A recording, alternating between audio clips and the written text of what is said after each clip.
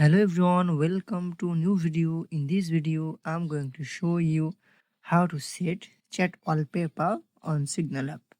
Before watching this video, please subscribe the channel. Let's get started. First, open Signal app on your device. Then tap on Profile option, top left corner. Then tap on Appearance. Under Appearance, tap on Chat Color and Wallpaper. Then find chat wallpaper. Now tap it. Now we can select this any color. Now tap on set wallpaper.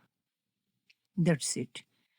Successfully set a chat wallpaper on your Signal app. Hopefully this video helped you. Please subscribe the channel. Thanks for watching this video.